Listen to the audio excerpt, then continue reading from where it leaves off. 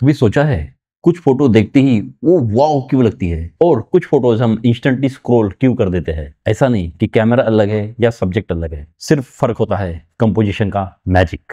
आज मैं आपको वो सारे सीक्रेट बताऊंगा जो पुराने ग्रीक रोमन आर्टिस्ट यूज करते थे, जिसे वर्ल्ड क्लास फोटोग्राफर फॉलो करते हैं और जिसे आप सीख कर अपने शॉट को सिनेमैटिक गोल्ड बना सकते हो। कंपोजिशन एक रूल बुक नहीं, ये एक लैंग्वेज है जिससे आप अपनी व्यूअर से डायरेक्टली बात करते हो। कैमरा थोड़ा सा लेफ्ट, थोड़ा लो, सब्जेक्ट थोड़ा साइड, बस इतनी सी चीज सब्जेक्ट को बोरिंग से ब्रेथ टेकिंग बना देती है। सबसे पहला रूल और मेरा फेवरेट, सिंप्लिसिटी। आपका सब्जेक्ट हीरो होना चाहिए और हीरो के पीछे कोई extra junior artist, extra light या एक्स्ट्रा डिस्ट्रैक्शन नहीं होना चाहिए। इमेजिन करो, एक साइड बिजी बैकग्राउंड, एक side plain sky, same subject but effect heaven versus sky. बस एक कदम लेफ्ट या राइट जाने से फोटो का पूरा वाइब्स चेंज हो सकता है। रूल ऑफ थर्ड, फ्रेम को 3x3 के ग्रिड में इमेजिन करो। आपके सब्जेक्ट के लिए 4 पावर पॉइंट बनते हैं। ट्रस्ट मी, आप सब्जेक्ट को थोड़ा ऑफ सेंटर रखते हो, शॉट इंस्टेंटली जिंदा लगने लगेगा। एग्जाम्पल, जॉगर को सेंटर रखो तो लगता है फ्रेम से भाग रही है, और वही जॉगर को लोअर लेफ्ट पे रखो तो लगता है स्टोरी कंटिन्यू हो रही है। Movement needs space. चलती चीजों के आगे हमेशा स्पेस छोड़ो, जैसे कि लोग, एनिमल, कार। अगर स्पेस नहीं छोड़ोगे तो व्यूअर्स को लगेगा कि सब्जेक्ट फ्रेम से टकरा रहा है और हम सिनेमैटिक फ्लो को ब्रेक नहीं होने देंगे। Lines that guide the eye. Lines are powerful. अब चाहो या ना चाहो, आइस ऑटोमेटिकली लाइंस को फॉलो करती है। डायगोनल लाइंस का मतलब होता है drama. Leading lines is equal to direct attention and legendary curve is S curve.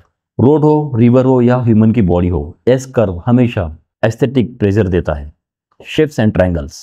Artist centuries से एक ट्रिक यूज कर रहा है, shapes. Triangle means stability, yes curve grace, circles means unity. 3 nuns का एग्जाम्पल इमेजिन करो, उनके बीच एक invisible triangle बनता है जो पूरी फ्रेम को यूनिटी देता है। बैलेंस मतलब दोनों तराजू एक समान। अगर फ्रेम के लेफ्ट में बड़ी ऑब्जेक्ट है, राइट साइड में छोटी चीज भी उसको विजुअली बैलेंस कर सकती है। यही होता है असिमेट्रिकल बैलेंस, जो ज्यादा सिनेमैटिक फील देता है। हमेशा फोरग्राउंड ऑब्जेक्ट यूज करके सब्जेक्ट को फ्रेम करो। ब्रांचेस, विंडोज, डोर, शैडोज, कुछ भी। ये व्यूअर को फील देता है कि वो सीन के अंदर खड़ा है, ना कि सिर्फ फोटो देख रहा है। Avoid mergers. ये सबसे फनी और कॉमन मिस्टेक है। ये ऐसा लगता है कि जैसे सब्जेक्ट के पीछे से ट्री का ट्रंक निकाल रहा हो, या किसी के हेड का हाफ क्रॉप हो रहा हो, या बॉर्डर से हाथ कट रहा हो। अगर ऐसा दिखे तो एंगल चेंज कर लो। कैमरा फ्लैट दिखाता है तो एंगल चेंज कर लो। क्रॉपिंग। क्रॉप हमेशा डिसाइड करता है कि फोटो सिनेमैटिक लगेगा या नहीं। स्क्वायर, वर्टिकल या horizontal, play with it. Subject को हमेशा उस जगह रखो जहां स्टोरी स्ट्रॉन्गेस्ट लगे। ह्यूमन परसेप्शन वर्सेस कैमरा, ये इंपॉर्टेंट है। हम 3D में देखते हैं और कैमरा 2D में, इसलिए कॉन्शियसली डिसाइड करना पड़ता है कि हमें क्या देखना चाहिए और क्या नहीं। ह्यूमन ब्रेन्स हमेशा पैटर्न ढूंढता है। डक दिखे तो डक, रैबिट दिखे तो रैबिट।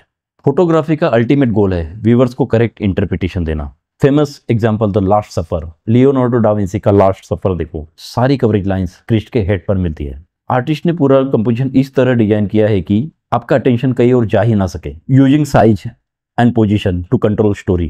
कैमरा थोड़ा लेफ्ट जाओ, जूम चेंज करो और एक सब्जेक्ट इंस्टेंटली डोमिनेंट बन जाता है। कंपोजिशन का पावर यही है कि आप डिसाइड करते हो कि व्यूअर्स क्या देखे। कंपोजिशन का काम है क्लियरिटी देना, ताकि व्यूअर्स इंस्टेंटली समझ जाए कि फोकस क्या है। At the end of the day composition कोई फॉर्मूला नहीं, ये एक सेंस है जो कि ऑब्जर्वेशन और प्रैक्टिस से ग्रो होता है। आप रूल फॉलो करो बट ब्रेक भी करो। Always remember, your frame is your voice, use it wisely. अगर आपको सिनेमाटोग्राफी ऐसे ही सिंपल लैंग्वेज में सीखना है तो लाइक, शेयर और सब्सक्राइब करना ना भूले। मैं रोशन खड़गी, सिनेमाटोग्राफर।